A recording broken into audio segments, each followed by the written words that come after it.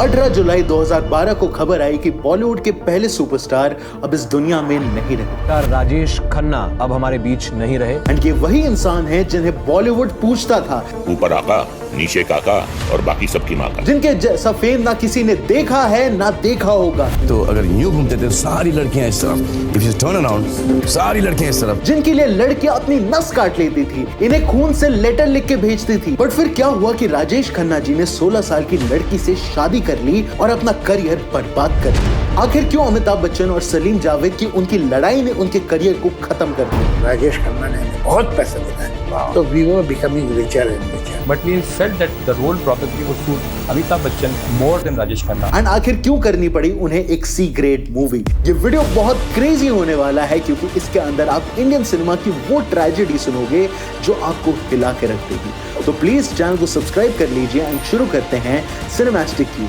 अनोखी पेशकश। देव आनंद, दिलीप कुमार एंड राजकुमार, ये वो एक्टर्स हैं जो इतने ज्यादा पॉपुलर थे कि इनकी पॉपुलैरिटी वर्ड्स में बताना इम्पॉसिबल है। बट फिर एक आउटसाइडर इंडस्ट्री के बाहर से आया और उन्होंने वो कर दिया जिससे वो 500 गुना ज्यादा पॉपुलर हो गए। गुलाबी आंखें जो तेरी देखी, मतलब इतना कि उनके जैसा ना कभी आया था ना कभी आएगा। बट आखिर कैसे? तो ये बात है 29 दिसंबर 1942 की, जब लाला हीरा आनंद खन्ना जी के घर पैदा हुए जतिन खन्ना। अब यहाँ पे ना एक इंटरेस्टिंग चीज हुई। एक्चुअली जतिन खन्ना के चाचा चाची बच्चा कंसीव करना चाहते थे बट वो पॉसिबल नहीं। एंड ऐसे में जतिन के पैदा होने से पहले ही उनके मम्मी ने उनकी चाची से कहा कि आप हमारे होने वाले बेटे को पालोगे। और ऐसे जतिन खन्ना को चुन्नी लाल खन्ना एंड लीलावती खन्ना ने अडॉप्ट कर लिया और ये बने उनके नए मम्मी पापा। आई मीन सुनने में बहुत अजीब लगता है बट इट्स ट्रू। अब जो उनकी अडॉप्टेड मम्मी थी वो उनसे बहुत प्यार करती थी, उनको बहुत ज्यादा लाड करती थी। बट ये प्यार आगे जाके जतिन खन्ना जी की लाइफ इतनी खराब करने वाला था कि आप सोच भी नहीं सकते। तो जतिन को बचपन से ही राजा बेटा का ट्रीटमेंट मिला, वो जो मांगते थे उन्हें मिलता था। एंड इससे उनके अंदर एक स्पेशल वाली फीलिंग आ गई कि मैं सबसे स्पेशल हूँ, मेरे अंदर कुछ अलग बात है। And he was right. और इसी फीलिंग को आगे परस्यू करते हुए उन्होंने यंग एज में थिएटर ज्वाइन करी क्योंकि उन्हें सिनेमा अपनी तरफ खींचता था। एंड इवन उन्हें एक बार अंधा युग नाम के प्ले में बचपन में ऐसी एक्टिंग की थी कि उन्हें चीफ ने कहा था कि जितना जल्दी हो सके फिल्म्स में जाओ। खन्ना को ये बात सच करनी थी तो वो ऑडिशंस के लिए निकल पड़े, पर हर जगह बस मिली रिजेक्शन। बट खन्ना की लाइफ इतनी खराब नहीं थी। वो इकलौते ऐसे न्यू कमर थे जो ऑडिशन देने MG स्पोर्ट्स कार में जाते थे। बट राजेश खन्ना जी को मूवी नहीं मिल रही थी। यहाँ तक कि स्कूल में उनका एक दोस्त था जितेंद्र, उन्हें भी उनकी पहली मूवी मिल गई। एंड कमाल है कि इस मूवी के लिए खन्ना ने उन्हें ट्रेन किया था। एंड अब खन्ना जी हार मान चुके थे, लेकिन तभी कुछ ऐसा हुआ जिससे उन्होंने वो कर दिया जो किसी ने सोचा भी नहीं था। तो उस टाइम के great directors like BR Chopra, Bimal Roy, Sippy साहब एंड एटलीस्ट 10 डायरेक्टर्स ने मिलकर एक कंपटीशन अनाउंस किया था कि हम आने वाला नया स्टार ढूंढ रहे हैं और हम कोई भी न्यू फेस लेने को रेडी हैं अगर वो टैलेंटेड है तो। एंड जो भी इसमें जीतेगा उसे ये सारे डायरेक्टर्स अपनी मूवी में हीरो का रोल देंगे। उस कंपटीशन में 10,000 लोग एंड इसके अंदर आखिर कौन ही पास होगा? बट गेस व्हाट, खन्ना 10,000 की भीड़ से फाइनल राउंड में आ गए थे। एंड उनका अगर कोई कंपटीशन था तो थे विनोद मेहरा। एंड फिर क्या था, राजेश खन्ना जी ने ऐसा एक्ट किया कि जजेस पागल हो गए एंड उन्हें वही 10 मूवीज मिल गई। एंड सबको लग रहा था कि ये बंदा तो ब्लॉकबस्टर देगा। बट फिर वो हुआ जिससे ये बन गया एक फ्लॉप स्टार।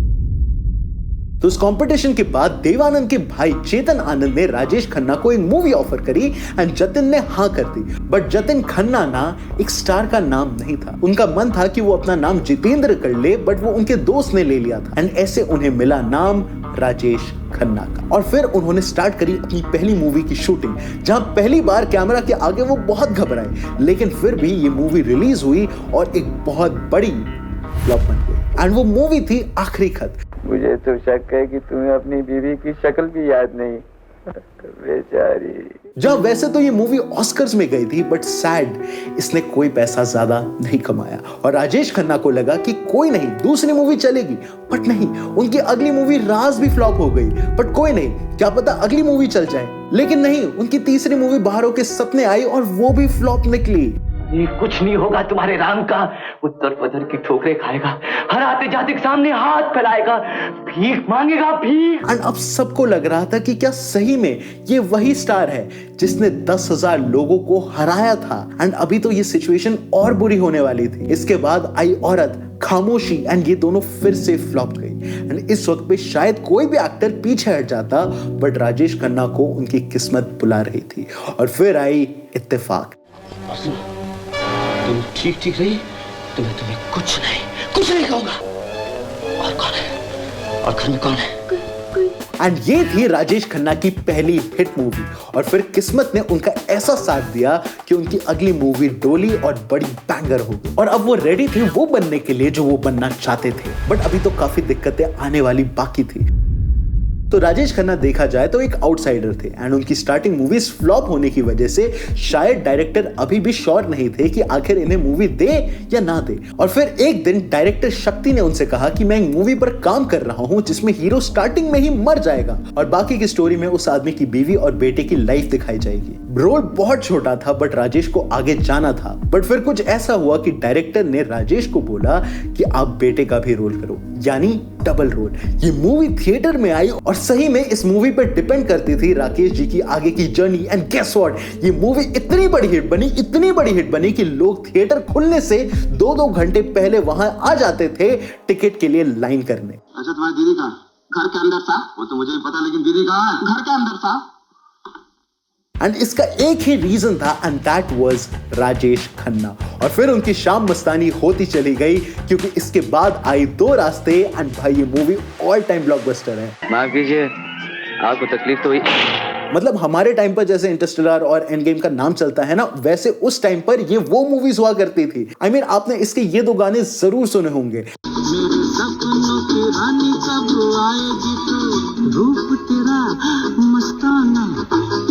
एंड इसका एक ही रीजन था, the greatest Rajesh Khanna ji. And ये तो कुछ भी नहीं था, राजेश खन्ना जी ने लगातार हिट पे हिट, ब्लॉकबस्टर पे ब्लॉकबस्टर दिए, 15 ब्लॉकबस्टर भाई साहब। और इसका इम्पैक्ट ऐसा था कि क्या बताऊं, लड़कियां उन्हें खून से खत लिख के भेजती थी।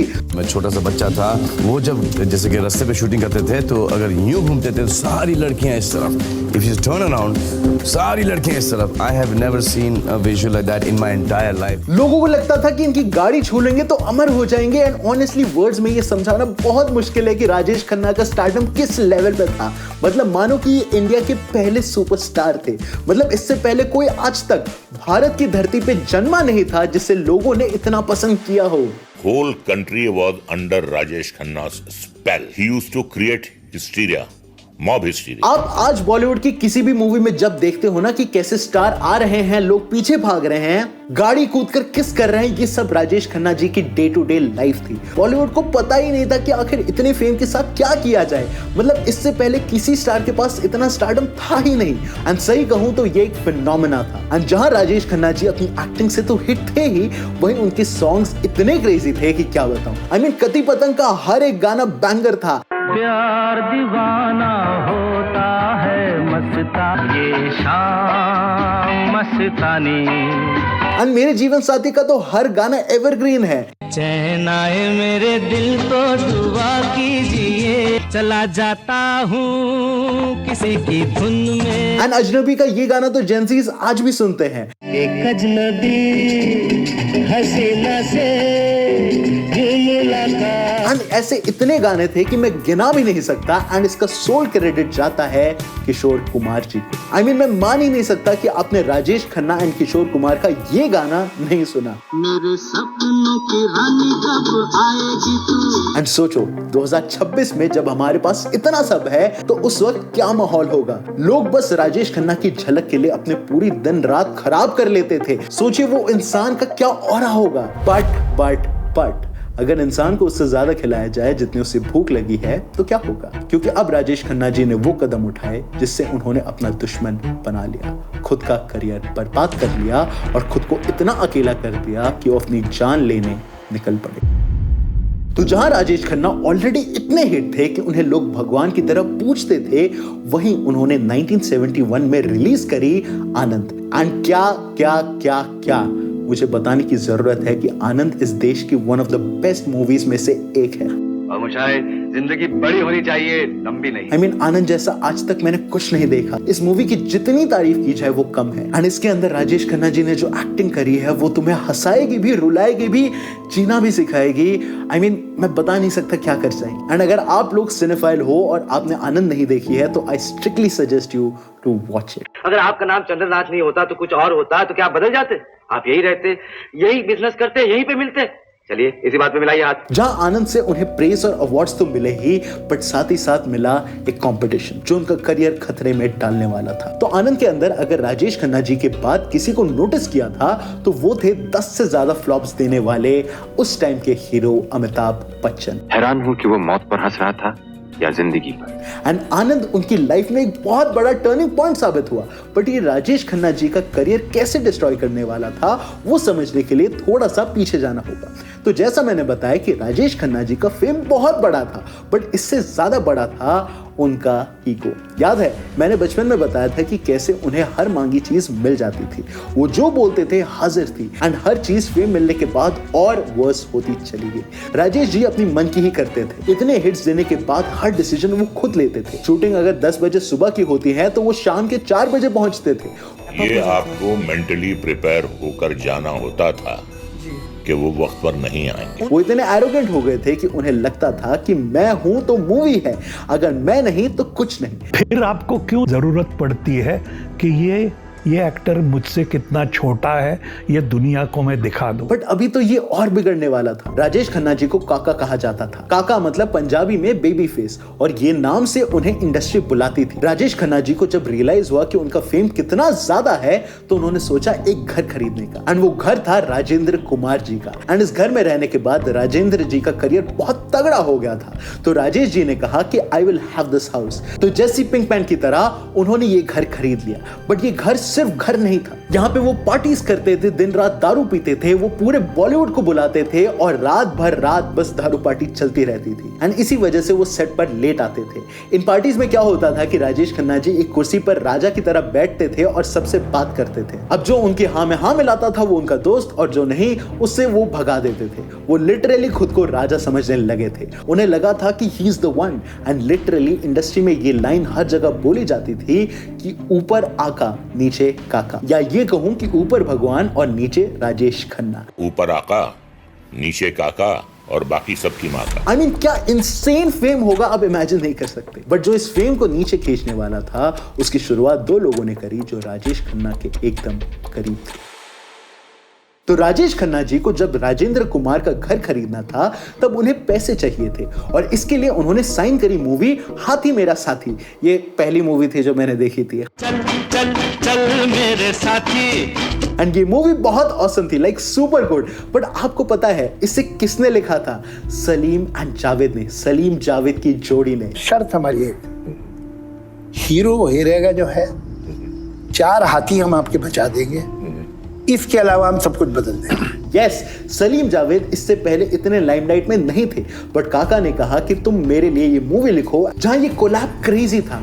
एंड यही बना रीजन इनके डाउनफॉल, क्योंकि इसके बाद वाले सालों में आई इमरजेंसी। जी हाँ, 1975 में जब इमरजेंसी लगी तो लोगों के इमोशंस बहुत बदल गए थे। राजेश खन्ना जी ऑब्वियसली अभी भी सबको पसंद थे, बट उनका एक ही कैरेक्टर था, एक स्वीट लविंग कैरेक्टर। ऑडियंस के अंदर गुस्सा था, रेवोल्यूशन था, और ऐसे टाइम पर सलीम जावेद ने एक क्रेजी गुड स्क्रिप्ट लिखी थी। ये स्क्रिप्ट जब प्रकाश जी को उन्होंने दी तो उन्होंने कहा कि राजेश खन्ना जी को लो, बट सलीम जावेद ने कहा कि इसमें राजेश खन्ना हुए तो हम ये स्क्रिप्ट नहीं देंगे। It is economically not viable and feasible. So we approached different people. Not that we never approached different people. We approached different people. But finally we came back to our original casting Amitabh Bachchan. पर एक second, ऐसा क्यों? तो राजेश खन्ना जी ego में आ गए थे। वो सोचते थे कि सब उनके हिसाब से चलता है और चलता रहना चाहिए। पर ऐसे ही उन्होंने सलीम जावेद से कहा कि तुम दोनों स्क्रिप्ट्स लिखो, बट सिर्फ मेरे लिए। एंड गेस व्हाट, उन दोनों ने मना कर दिया। एंड अब उनके अंदर एक फीलिंग थी जो राजेश खन्ना से उन्हें दूर ले गई। और फिर उन्होंने बॉम्बे टू गोवा में फाइट करते हुए एक न्यू कमर को देखा जो उस वक्त का एक बहुत बड़ा फ्लॉप स्टार था। बट उन्होंने कहा कि हमें चाहिए तो यही एक्टर चाहिए। And we could have persuaded Rajesh Khanna to do that role, but we felt that the role probably would suit Amitabh Bachchan more than Rajesh Khanna. And फिर वो मूवी आई और उसने बॉलीवुड की हिस्ट्री बदल दी। वो एक्टर थे the legendary Amitabh Bachchan, और वो मूवी थी जंजीर। जब तक बैठने को न कहा जाए है शराफत से खड़े रहो। ये पुलिस स्टेशन है, तुम्हारे बाप का घर नहीं। लोग जंजीर को देखकर इतना पागल हुए कि क्या बताऊं। वो पहली बार था जब बॉलीवुड ने एक ऐसा प्रोटैगनिस्ट देखा हो जो गुस्सैल है, जो लड़ता है और इमरजेंसी के वक्त लोगों को वो फ्रस्ट्रेशन निकालनी थी। और जब उन्हें ऐसे इमोशन स्क्रीन पे मिलते थे तो सोचिए क्या हाल हुआ होगा थिएटर्स का। एंड यही नहीं, इसके बाद अमिताभ बच्चन ने लगातार जी फाड़ मूवीज दी हैं। जब सलीम जावेद ने एक स्क्रिप्ट अपनी यश चोपड़ा जी को सुनाई तो वो राजेश खन्ना को बहुत पसंद आई, लेकिन सलीम जावेद ने कहा कि अगर इस मूवी में अमिताभ बच्चन नहीं होंगे तो हम ये स्क्रिप्ट किसी को नहीं देंगे। एंड ये मूवी बनी अमिताभ बच्चन के साथ। एंड क्या आपको बताने की जरूरत है कि दीवार ने बॉलीवुड बॉक्स ऑफिस का क्या हाल किया था। इसे अपनी जेब में रख ले पीटर। अब ये ताला मैं तेरी जेब से चाबी निकाल कर ही खोलूंगा। जस्ट वाओ, एक लड़का जो इस सुपरस्टार के पीछे खड़ा था आज उसकी जगह लेने के बहुत करीब था, लेकिन राजेश खन्ना मानने वाले नहीं थे। उन्होंने अब वो हरकत करी जिससे उन्होंने अमिताभ बच्चन का करियर खत्म करना चाहा था। तो आनंद मूवी का एक सीन था जिसके अंदर राजेश खन्ना जी का कैरेक्टर मर जाता है एंड ये सीन सबको पसंद आया था। एंड इसके बाद उनके अंदर एक बात बैठ गई कि जिस मूवी में वो मरते हैं वो हिट हो जाती है। एंड ऐसे ही उन्हें मिली मूवी नमक हराम। एंड इसके अंदर फिर से अमिताभ बच्चन थे, जहां ओरिजिनल स्क्रिप्ट में ये था कि अमिताभ बच्चन मरेंगे एंड फिर आगे स्टोरी राजेश खन्ना जी के साथ कंटिन्यू हो गई। उन्होंने कहा कि मुझे अमिताभ वाला रोल चाहिए क्योंकि उनके हिसाब से उनका रोल नेगेटिव था एंड अमिताभ का रोल अच्छा था। उस वक्त राजेश खन्ना बहुत बड़े स्टार थे तो इसीलिए उनकी बात मान ली गई। मूवी रिलीज हुई एंड गेस व्हाट, सब उल्टा हो गया। इस बार लोग राजेश खन्ना की डेथ पे नहीं बल्कि अमिताभ बच्चन की नेगेटिव परफॉर्मेंस पे तालियां मार रहे थे। किसके बारे में बताने आया था? सोमू साहब के बारे में। सोमू नाम किसने बताया तुझे? यही तो बताने आया था साहब। क्या बताने आया था? हे भगवान, किस्मत देख रहे हो। राजेश खन्ना ने खुद अमिताभ को ये रोल परोस के दिया एंड अब ये साफ था कि कैसे अमिताभ राजेश खन्ना को ओवरशैडो कर रहे थे। बट ये तो करियर की बात थी, अभी तो वो होना बाकी था जिससे राजेश खन्ना जी की पर्सनल लाइफ इतनी बिगड़ गई कि उन्होंने एक 16 साल की बच्ची से शादी कर ली थी जिसकी वजह से उनकी लड़ाई हुई ऋषि कपूर से। तो राजेश खन्ना जी जब से स्ट्रगल कर रहे थे तब से उनके साथ एक नाम जुड़ा था and that was Anju Mahendra. Anju उनकी लाइफ का कोई छोटा पार्ट नहीं थी, बल्कि जो कहते हैं ना there is always a woman behind a successful man, वो वाली कहावत। अंजू उनके साथ थिक एंड थिन में साथ थी। बट राजेश खन्ना जी हिंज पे मिले लड़के की तरह थे जो खुद को कंजर्वेटिव समझने लगते हैं कि ये मत पहनो वो मत पहनो। उन्हें संस्कारी घरेलू बहू, रीफ्रेज करता हूँ, एक घर का काम करने वाली औरत चाहिए थी। But Indu was an independent woman, उन्हें ये सब नहीं करना था। एंड फिर इससे वो हुआ जिससे राजेश खन्ना जी ने ऋषि कपूर की 16 साल की गर्लफ्रेंड छीन ली। तो उस वक्त की एक ब्लॉकबस्टर मूवी थी मेरी फेवरेट बॉबी एंड उसके अंदर थी डिंपल कपाडिया जो बस 16 साल की थी। एंड जो बॉलीवुड मैगजीन्स ओल्डर जनरेशन के भी फॉलो करते हैं उन्हें पता है कि ऋषि और डिंपल एक दूसरे को डेट कर रहे थे। बट यही एंट्री होती है राजेश खन्ना की। डिंपल राजेश खन्ना की बहुत बड़ी फैन थी एंड एक दिन वो दोनों फ्लाइट में मिले, बातें आगे बढ़ी एंड राजेश खन्ना जी को वो बहुत पसंद आ गई। बट एक प्रॉब्लम थी कि वो ऑलरेडी ऋषि कपूर के साथ रिलेशनशिप में थी। एंड गेस व्हाट, क्या हुआ होगा? राजेश खन्ना ने डिंपल कपाडिया के हाथ से ऋषि की रिंग उतारी और फेंक दी। इससे ऋषि कपूर गुस्सा तो बहुत हुए बट वो कर भी क्या सकते थे। एंड ऐसे हुई राजेश खन्ना एंड उनसे छोटी 16 साल की डिंपल कपाडिया की शादी। एंड ये क्रेजी था कि जब उनकी बारात निकली तो उस बारात को अपनी एक्स अंजू की गली से लेकर गए। एंड इससे ये समझ में आता है कि ये कुछ और नहीं, बस एक रिबाउंड था। याद है उसने आपको कैसे एक्स से थोड़ा दिमाग भटकाने के लिए यूज किया था? हाँ, वैसे ही। एंड इन सारी चीजों को देखकर लग रहा था कि राजेश खन्ना जी का एक पार्ट बस खुद को प्रूव करने के लिए बस आगे बढ़ता जा रहा है। एंड इवन एक बार की बात है जब एक अवार्ड शो में राजेश खन्ना जी नॉमिनेट हुए थे बट उनकी जगह अवार्ड किसी और एक्टर को दे दिया गया था। तो उन्होंने एकदम से पूरी award community and even Bollywood stars को अपने घर बुला के पार्टी दी और इससे अवार्ड शो वालों को माफी मांगनी पड़ी। इतना डर, इतना इनसिक्योरिटी, और ये डर बढ़ता ही जा रहा था क्योंकि अब किसी को राजेश खन्ना वाली रोमांटिक मूवीज नहीं देखनी थी। अमिताभ की मूवीज ने बॉलीवुड की हिस्ट्री बदल के रख दी थी। रोमांटिक एरा जा चुका था एंड अब लोगों को कुछ मास या फिर कुछ मसालेदार देखना था। एंड ऐसे आया वो टाइम जिसने राजेश खन्ना जी को अर्श से फर्श पे ला दिया। तो अब एक एक करके राजेश खन्ना की मूवीज फ्लॉप होने लगी। जैसे एक बार उनकी 15 मूवीज हिट हुई थी ना, वैसे ही अब 7 मूवीज लगातार बिना हिट दिए फ्लॉप हो गई थी। राजेश खन्ना जी अंदर से टूट गए थे, उनका अहंकार उन्हें खाता जा रहा था वो चाहते तो कोई भी तगड़ी मूवी कर सकते थे और अमिताभ जितना फेम कलेक्ट कर सकते थे, बट उन्होंने खुद ही अपने रास्ते चला दिए। उनके बिहेवियर और ईगो की वजह से अब कोई डायरेक्टर उनके साथ काम नहीं करना चाहता था। वो सेट पे लेट जाते थे, वो डायरेक्टर्स के काम में दखल करते थे, and I don't think so कोई ऐसे इंसान के साथ काम करना चाहेगा। राजेश खन्ना अब सैड से हो गए थे, and I don't think so इसमें उनकी गलती थी।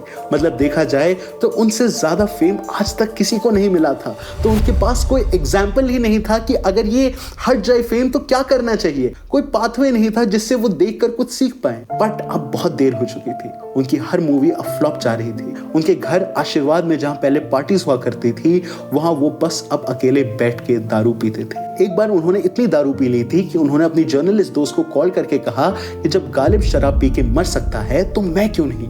ये साफ दिखाता है कि वो अंदर से खाली हो चुके थे एंड उन्हें कोई ऑप्शन नहीं दिख रहा था। आई मीन खुद सोचो, एक इंसान जिसे भगवान की तरफ पूजा गया हो और अब उनके पास भक्त ही ना बचे हो, तो फीलिंग कितनी खाली होगी। वो इतने डिप्रेशन में थे कि एक बार वो दारू पीकर बारिश में अपनी छत पे भगवान को कोस रहे थे, एंड जब डिंपल उनके पास गई तो वो फूट फूट के रोने लगे। सोचो, एक स्टार जिससे मिलने के लिए लोग अपनी जान दे देते थे, जिसके लिए वो हर हद पार कर सकते थे, वो आदमी अपने आप से ही परेशान हो गया था, दुखी हो गया था। राजेश खन्ना जी ने एक इंटरव्यू में बताया कि कैसे एक बार वो इतना टूट गए थे कि वो समुद्र में डूबने जा रहे थे। ये सैड था पर सच था। लेकिन लेकिन लेकिन उनकी किस्मत 1980s में बदल गई जब आई मूवी अवतार। किस औलाद का मातम कर रही हो जो माँ बाप के दिल का नासूर बन गए? यस, ये मूवी एक हिट साबित हुई एंड फाइनली काका को लंबी चल रही फ्लॉप से छुटकारा मिला। एंड उसके बाद उनकी नेक्स्ट मूवी आई सौतन। अब इस घर में कभी चिराग नहीं जलेगा, कोई गुड़िया पैदा नहीं होगी। एक और हिट साबित हुई एंड अब लग रहा था कि काका वापस आ रहे हैं। एंड इसी बीच उन्होंने कर दी एक और बड़ी गलती। उन्होंने 10 से ज्यादा फिल्म साइन कर ली, जहां इस वक्त शायद उन्हें स्क्रिप्ट पे फोकस करना चाहिए था एंड सोच समझ के स्क्रिप्ट्स ढूंढनी चाहिए थी। उन्होंने रैंडम मूवीज साइन कर ली एंड उसका हश्र हुआ फ्लॉप फ्लॉप और फ्लॉप। काका की मूवीज फ्लॉप थी एंड अब वो समझ गए थे कि शायद सिनेमा में उनका कुछ नहीं होगा, और फिर उन्होंने चुनी वो इंडस्ट्री जहां से अमिताभ हार के लौटे थे, यानी पॉलिटिक्स। तो 1991 में पॉलिटिक्स में एक नया चेहरा आया, वो थे राजेश कुमार। राजीव गांधी उनके फ्रेंड थे एंड राजेश जी का फैंडम इतना था कि लोग उन्हें वोट जरूर देते। चांद मैंने पीछे से कई चांद देखे हैं, तुझ पे तो दाग है, मैंने बेदाग देखे हैं। एंड ऐसे उन्होंने लड़े दिल्ली के इलेक्शंस, बट उनके ऑपोजिट में थे बीजेपी के लाल कृष्ण आडवाणी, जहां उनकी रैली में लोग भर भर के आते थे क्योंकि ओवरऑल थे तो वो एक स्टार ही। इवन वो अपनी रैलीज में अपने बॉलीवुड से रिलेटेड हर वो चीज करते थे जो उन्हें वोट दिला सके। एंड जिस दिन काउंटिंग हुई उस दिन स्टार्टिंग के 7 राउंड्स में राजेश खन्ना जी आगे थे, डैम, बट आखिरी में बीजेपी ने ये वोट जीत लिया। लेकिन इसी टाइम राजीव गांधी जी का असैसिनेशन हो गया, जो इकलौते पर्सन थे जिन्हें राजेश खन्ना जी की कदर थी। बट बीजेपी कम नहीं थी। बीजेपी ने अगले साल बॉलीवुड से एक और कैंडिडेट लाके सामने रखा और वो और कोई नहीं थे, वो थे शत्रुघ्न सिन्हा। यस, बट इस बार राजेश खन्ना जी जीत गए एंड कई साल वो दिल्ली पर टिके रहे। पर 1996 में फिर से इलेक्शंस हुए एंड तब वो हार गए एंड अब राजेश खन्ना जी फिर से वहीं आ गए जहां से उन्होंने शुरू किया था। एंड ये क्रेजी था कि उन्होंने इसी बीच टीना मुनीम के साथ दिखना शुरू कर दिया था, यानी उनके एक्स्ट्रा मैरिटल रूमर्स हर तरफ थे एंड इसकी वजह से उनकी वाइफ डिंपल कपाड़िया ने भी उन्हें छोड़ दिया। बट इन दोनों के साथ में 2 बेटियां थी, जिनमें से एक थी ट्विंकल खन्ना, यस, अक्षय कुमार की वाइफ। बट अगर आपको इसके बारे में और जानना है तो हमारा ये वीडियो जरूर देखना। राजेश खन्ना की बीवी उनके पास नहीं थी, उनका हिट स्कोर 7 नहीं था और अब वो पॉलिटिक्स से भी हार गए थे एंड उन्होंने सोचा क्यों ना एक और ट्राई मारा जाए। एंड ऐसे में आई उनकी मूवी आ अब लौट चले। आज से 22 साल पहले मैंने अपने आप को मार डाला था और आज इस लाश को इस दुनिया से हमेशा हमेशा के लिए खत्म कर दूंगा। ये मूवी डायरेक्ट की थी ऋषि कपूर जी ने, बट गेस व्हाट, ये भी एक फ्लॉप रही। इवन इसी टाइम पे वो आपकी अदालत में भी गए थे जहां उन्होंने कहा कि कैसे ये एरोगेंस और ईगो वाली बात झूठ है। उन्होंने कहा कि अगर ऐसा होता तो उन्हें काम क्यों देता, कोई उन्हें लोकसभा का मेंबर क्यों चुनता। ब्रदर साहब, मैं आपसे ये पूछना चाहूंगा, अगर मैं एरोगेंट हूं तो इन सब प्रोड्यूसरों ने मेरे साथ बार बार फिल्में कैसे बनाई, मुझे कैसे रिपीट किया बार बार। एंड इवन उन्होंने जी टीवी के शो इत्तेफाक में भी काम किया था, बट इससे कोई फर्क नहीं पड़ा। देखा जाए तो शायद वो वही टेम्पलेट यूज कर रहे थे जो अमिताभ ने किया, क्योंकि शायद अमिताभ का फेम उस टाइम पे उनके सबसे क्लोजेस्ट था। अमिताभ ने पॉलिटिक्स चुनी तो वो वहां गए। अमिताभ ने केबीसी एंड अदर शो से खुद को टीवी पे लाया तो अब वो वहां भी थे। बट प्रॉब्लम ये थी कि उनका कंटेंट कोई नहीं देख रहा था। बट क्या आपको केबीसी और उसके पीछे के अमिताभ की वो कहानी पता है कि कैसे literally KBC gave Amitabh Bachchan a second chance? तो अगर आपको उसके बारे में पूरा जानना है तो हमारे ये वाला वीडियो जरूर देखना। बट राजेश खन्ना अब वो स्टार नहीं रहे थे जो उन्हें लगता था कि वो हैं। इतना बड़ा स्टार, इंडिया का पहला सुपरस्टार, कुछ नहीं कर सकता था सिवाय अपने करियर को उजड़ता हुआ देखने के। एंड फिर आया final nail in the coffin, जिसने बहुत धज्जियां उड़ा दी। साल था 2008 और मूवी थी वफा। ये वो टाइम था जब एवोल्यूशन हो रहा था बॉलीवुड मूवीज में, जब हर तरफ नए एक्टर्स थे और नई मूवीज थी, जब मास मूवीज और सलमान खान का एरा बस आ चुका था। और फिर आई ये मूवी जिसके अंदर थे राजेश खन्ना। ये बहुत बड़ी बात थी कि वो अभी तक मूवीज कर रहे हैं, बट गेस व्हाट, ये एक सी ग्रेड मूवी थी, मतलब बी ग्रेड से भी नीचे। सोचो हालात कितने खराब होंगे कि उन्हें यह करना पड़ा। राजेश खन्ना जी एक टाइम पे इतने अमीर थे कि वो अपने दोस्तों को बड़ी बड़ी गाड़ियां तोहफे में दिया करते थे, लेकिन वो अब खुद बैंकरप्ट हो चुके थे। और फिर आया फाइनल वक्त जिसने सब बदल दी। तो 2012 में एक एड आया जिसके अंदर थे राजेश खन्ना, एंड वो था फैंस के लिए, जी हाँ, डबल वर्ड प्ले। ये एड कितना अच्छा था कि राजेश खन्ना ने खुशी खुशी इसे करा।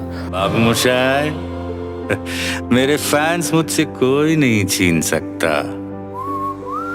बट ये उनका लास्ट काम था, क्योंकि फिर 16 जुलाई 2012 को खबर आई कि Rajesh Khanna, the biggest star ever in India, अब हमारे बीच नहीं रहे। पहले सुपरस्टार राजेश खन्ना अब हमारे बीच नहीं रहे। राजेश खन्ना का निधन हो गया है।